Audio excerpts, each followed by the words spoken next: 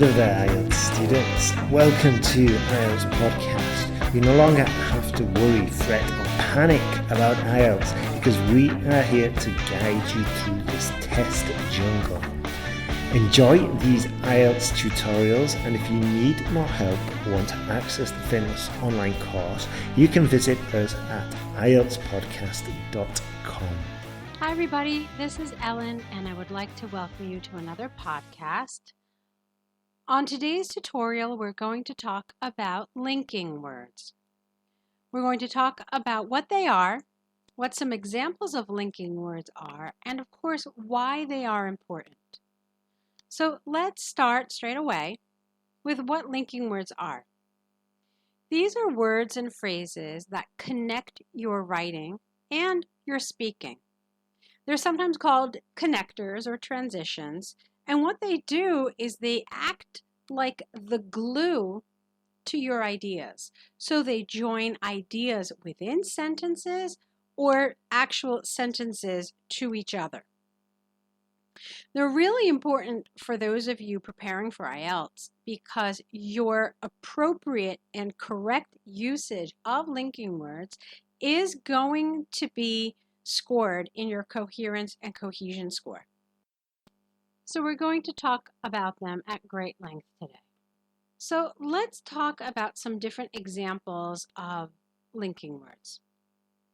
The first type of linking word we're going to talk about is the types that give examples. Some of these are really very familiar to a lot of you. The most common of these is for example.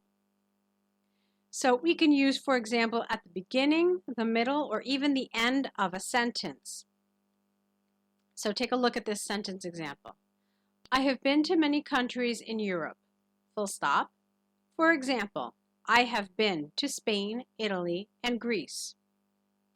Or you could say, I have been to many countries in Europe. Full stop. I have been to Spain, Italy, and Greece, for example.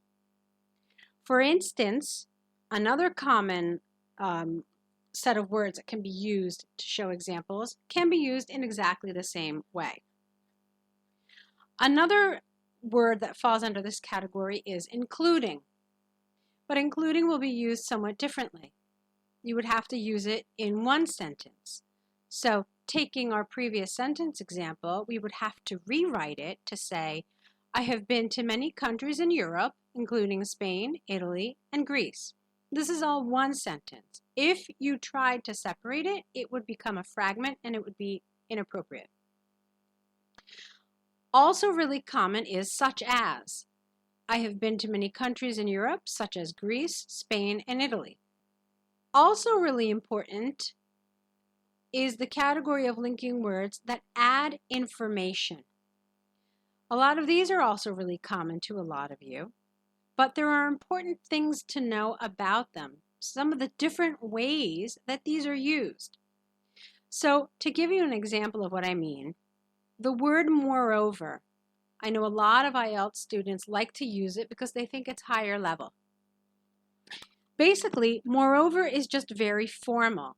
So it's appropriate when you write a task to, but it's not appropriate if you're writing an informal letter to a friend. We just don't speak or write like that in an informal setting. So where you would use it in speaking is if, for example, you're in a formal business presentation, or if you're speaking in front of Parliament. In these kinds of cases, moreover would be all right. But as far as IELTS is concerned, go ahead, use it in task 2, but try not to use it when you're speaking, and try not to use it in informal instances. What you could use instead, which is informal, is besides. So everything I just said about moreover, the opposite applies for besides. You wouldn't want to use this in your task 2 writing, but you could use it in an informal letter or in speaking. Some other common words we use to add information include and. Yes, believe it or not, and is a linking word. It combines two of anything together, two clauses, two nouns, two verbs. So it is in essence the most common linker that we use. Also really common is the word I just used. Also, it adds information. To also adds information. Other words that fall under this category include furthermore and in addition. Another word that falls in this category but has some interesting features to it is apart from. And the reason why I say it's interesting is because apart from actually has two jobs. It both adds and it also subtracts. So let me give you a couple of sentences to explain what I mean. All of my best friends went to the party apart from Julia. Here, what I'm doing is I'm subtracting Julia. But take a look at how apart from can actually add. Apart from Julia, my best friends are Susan and Barbara. So this is something really interesting about apart from. And another thing that I want to add about it is that it's often confused with except for. So except for only subtracts information. So again, with that example sentence I gave, all my best friends went to the party except for Julia. Here, except for is okay, but I find that a lot of times students use except for to add information, which is incorrect. Only apart from can be used this way. So now moving on to the next type of linking words. These are really familiar to most IELTS students, and these are words that show order. I find that a lot of students like these words. In fact, they might like them a little too much. You see, IELTS considers some of these words kind of intermediate, and this is something I want to talk about in another podcast dealing with coherence and cohesion. But words that fall under this category include firstly, secondly, thirdly, lastly. So these are really familiar to most students preparing for IELTS. Now, the reason why I said that IELTS considers these intermediate is because they don't really do a high-level job of connecting ideas. They're considered front position markers. And so using a lot of these in your writing is not going to help you get a high coherence and cohesion score. There are other more effective ways of linking your ideas. That said, you can, of course, use these, but use them sparingly. And by that I mean don't use too many of them. Maybe use a couple. Of course, if you use firstly, you have to use secondly. And if you use secondly, you most certainly must have used firstly previously. All right, you cannot use one without the other. Now with these words, don't forget that we need to use a comma right after them. And also, although we can say firstly, secondly, and thirdly, we never say fourthly, fifthly, sixthly. The next type of linking words we're going to talk about are linking words that show reason for something. And these are interesting because they do require you to think about your grammar when you're using them. So the most common one of these is because. Everybody learns from the beginning of their English language learning how to use because.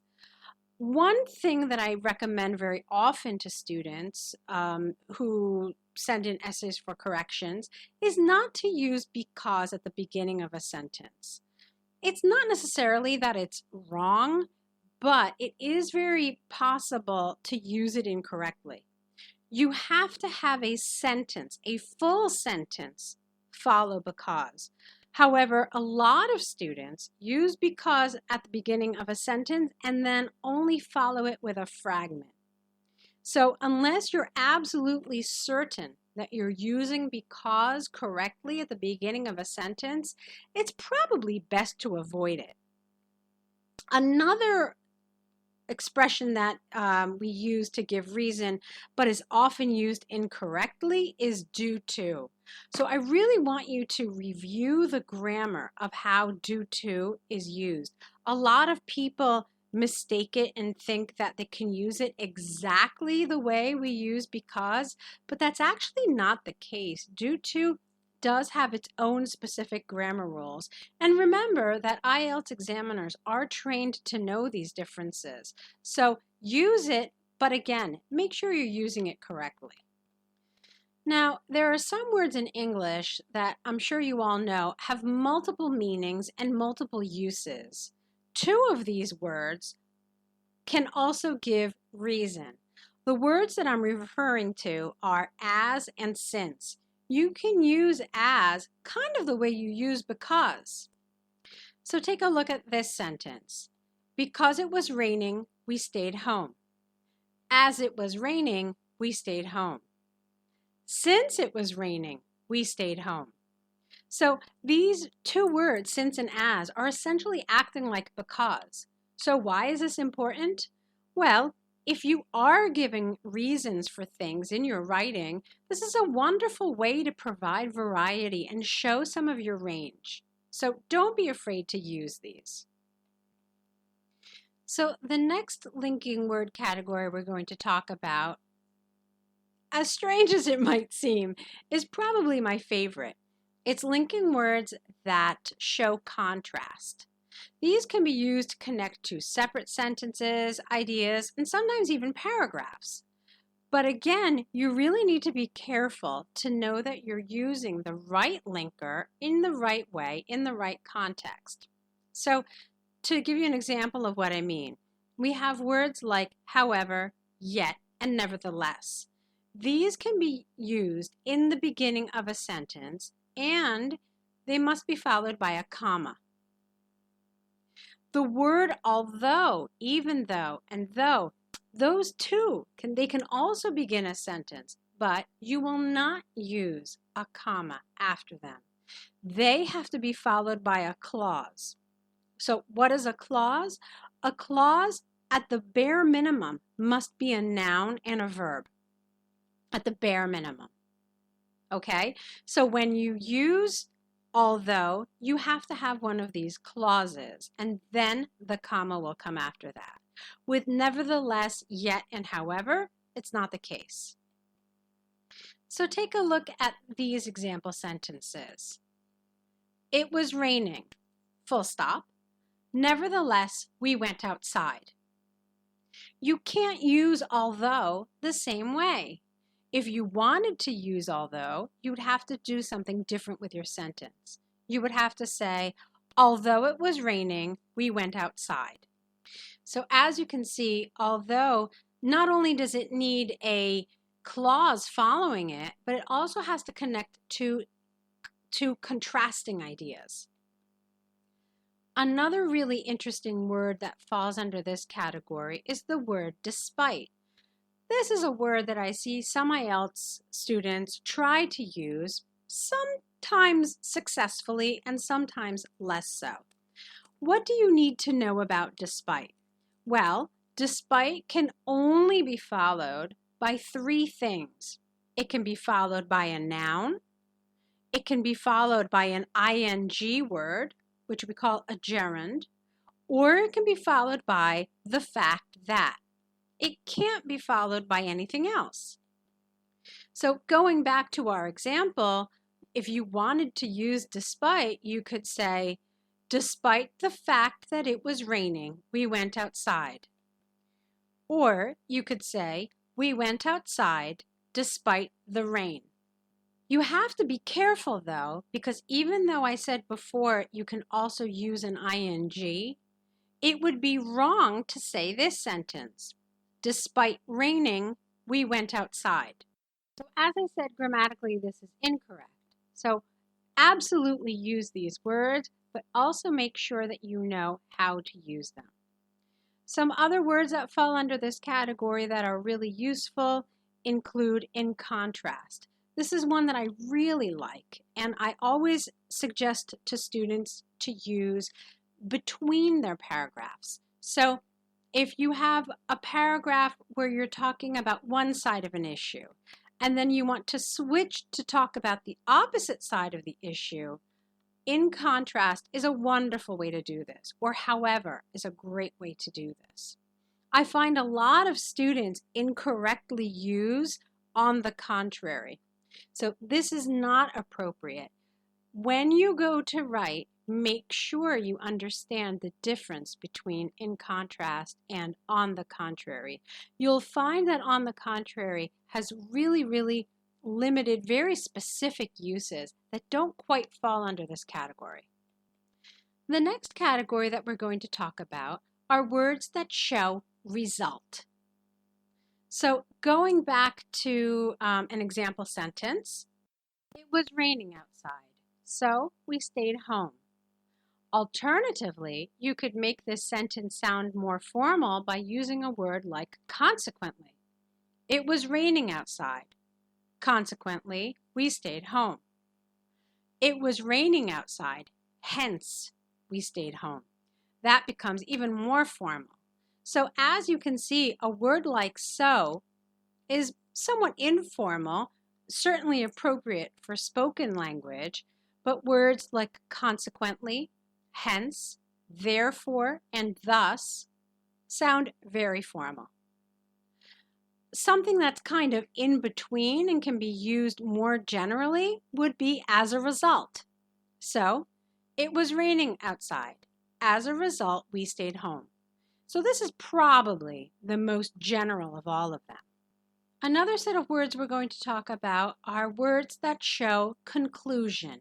So, for example, if you're wrapping up your essay, or if you're in the middle of your part 2 long turn in the speaking exam, you may choose to use one of these. So these are words that we use to show that we are concluding, we are wrapping up either what we're saying or what we're writing. Examples of this include in a nutshell, in brief, in conclusion, in short, in summary, on the whole, overall, to conclude, to summarize, and ultimately. Can you guess which one sounds the least formal? You probably did. It's in a nutshell. It's the most that sounds informal. On the other hand, words like to summarize or to conclude or in summary or in conclusion are semi-formal to formal. So feel free to use them in your Task 2 or in your Task 1 academic. So that covers some of the main types of linking devices that we have. And so that brings us to the end of this tutorial. The takeaways that I want you to get from this are several. First of all, make sure you use a range of these. Try not to just use one or two and stick to those. There are a lot of different linking words at your disposal, so take advantage of them and use them. The next thing to remember is that there are different grammatical rules that accompany some of these. So when you're practicing and when you're learning them, make sure you're aware of the type of syntax that each of these is used with. And then, of course, be careful with using a lot of these front position markers. Those are the ones that I talked about that are followed by a comma. Firstly, secondly, thirdly, lastly. While they're useful in certain contexts, you definitely don't want to overuse them. So make sure you also vary the position of where these linkers are. Try to avoid keeping them just in the beginning of each sentence. So I hope that this has shed some light on different types of linkers and how we can use them. Of course, we'd love to see some of your writing to see how you use these. So definitely sign up for essay corrections with us at IELTSPodcast.com. The team of IELTS experts would love to give you feedback on your writing and help you along your IELTS journey. So with that, thanks very much for listening and looking forward to seeing your essays.